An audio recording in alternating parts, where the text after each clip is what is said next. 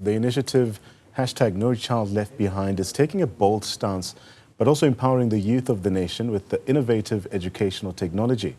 Now, the challenge is children who are left behind in the education system and who often face a myriad of challenges. In response to this critical issue, Spongin, a cutting-edge e-learning app, is making a substantial impact. Now, the app provides students with the educational resources through engaging video lessons. For more insights, we're joined by Lebone Segolodi, who's the co-founder and MD of SpongeIn. Lebone, a pleasure to have you to chat more about this app with us. Now, beyond providing educational content, how does SpongeIn contribute to the broader goal of improving educational outcomes, but also reducing inequality in the country? Okay, thanks for having me, Ntlantla. With regards to what you just asked, you know, SpongeIn is meant to be, when you start a company like SpongeIn, you need a North Star, right? And our North Star is our vision and our mission. We're on a mission to ensure that every child in South Africa has access to quality education. Yeah. And within doing that, we had to ensure that whatever we do with SpongeIn, it needs to be affordable to everyone to ensure that it's in the hands of every learner. And with SpongeIn, what we're managing to do and what we've seen for the past 2 years is that we've been able to help kids in public schools be able to access the very best of education, where ordinarily they would have to maybe access a tutor, which they don't necessarily afford. A lot of parents in this economic climate don't necessarily afford to have a tutor for their children. And for us, or for those parents, we've been able to plug in and enable them, and their children to have quality education. Judging by what you're saying, it would seem that accessibility is key here. Can you share insights into how SpongeIn tailors its content and also its delivery to meet the diverse learning needs of students across different regions, but also different socio-economic backgrounds? Sure. You touched on accessibility, which is a very interesting topic. Often when we chat to people, they're always quite surprised to learn that there's a mobile penetration of 92%, meaning there's phones in 92% of households throughout South Africa, right? And we figured these kids are always on your social media platforms, your TikToks, your YouTube, you name it, right? So it only makes sense to put learning or package learning, package education in a format that they're used to learning in, which is video. The amount of video content they consume, even if it's just for entertainment purposes, right? We packaged everything they would learn in class in a format that's easy for them to digest, jam-packed with a whole lot of animations, illustrations, making it very easy for the learner who doesn't necessarily grasp topics when they're in class, doesn't keep up with the teacher's pace. And you find, again, given the pressures and the lack of resources in a lot of schools, teachers are under pressure to get through a lot of content in a limited amount of time. So it makes it very difficult for the teacher to be able to slow down and pay attention to every single learner. And that's where we come in and make it possible for the learner to get home and learn at a controlled pace. If they're struggling with a topic, they're able to rewind, pause, and really get to grasp what it is they're meant to learn in class. Lest we forget that this also has a business element. What are some of the challenges that SpongeIn has faced in really scaling its operations to really reach more underserved communities? And how are you addressing these challenges as well? Sure, that's a good question. I mean, in business, you'll face challenges every day. And I think for us, one of the biggest challenges is getting parents to pay. So how SpongeIn works is you subscribe online with your debit or credit card. And we found that when we began, we were focusing on your more urban areas, Johannesburg, Durban, Cape Town.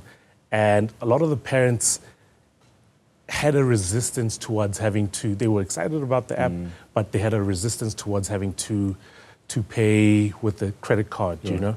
And we thought, do we introduce other payment options, because this is leaving us out of a potential market, right?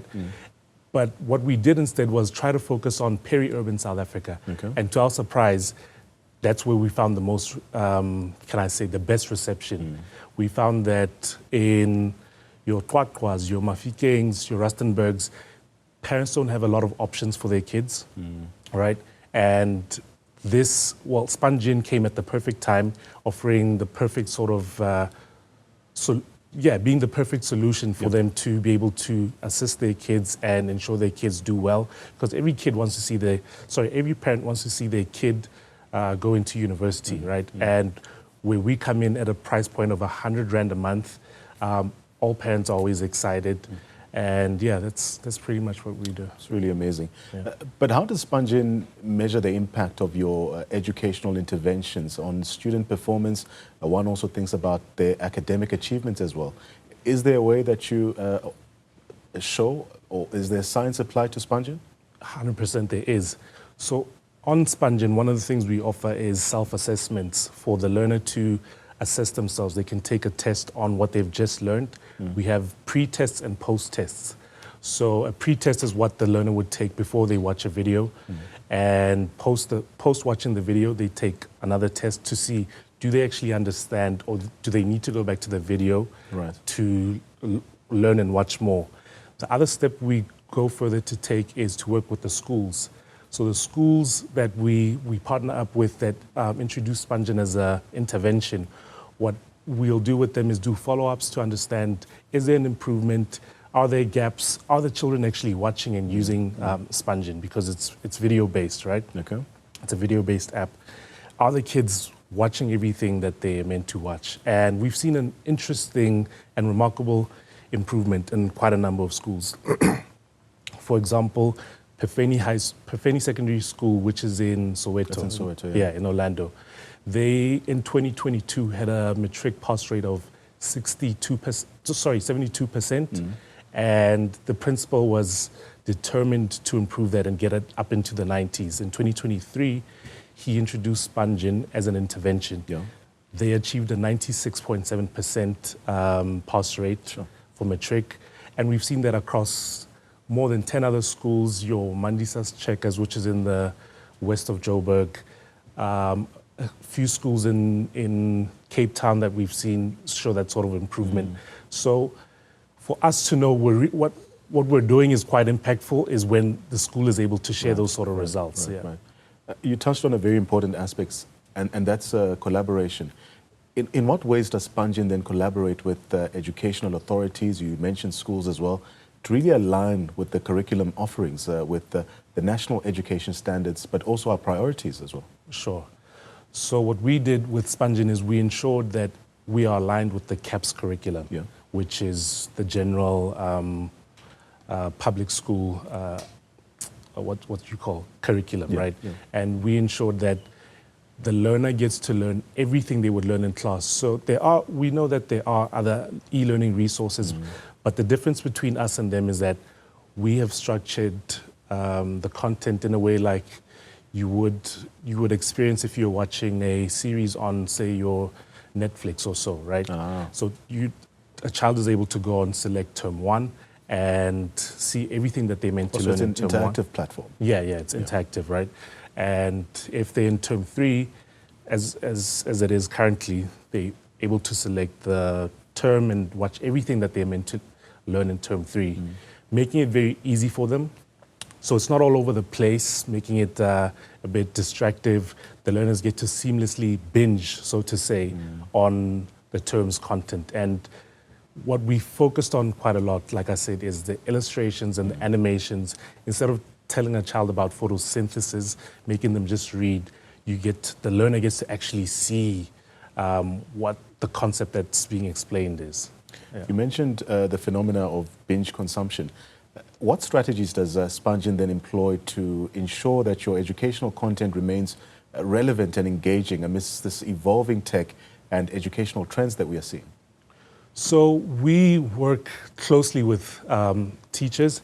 In fact, SpongeIn was developed hand in hand with teachers who are at the best performing schools, and we constantly update content and ensure that it's relevant. If you find that poems change every 2 years in the languages, we ensure that, okay, we've got the most up-to-date content that is relevant, but also the examples that are used, you find there's a lot of, we try to include a lot of current affairs, a lot of current concepts, and we engage with the user being the children. Yeah.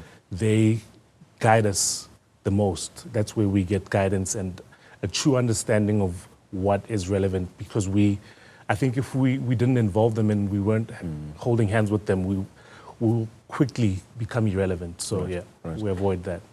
But how does Spongin then safeguard user data, but also ensure the privacy of students using your platform, especially given the sensitive nature of educational information that's being shared here?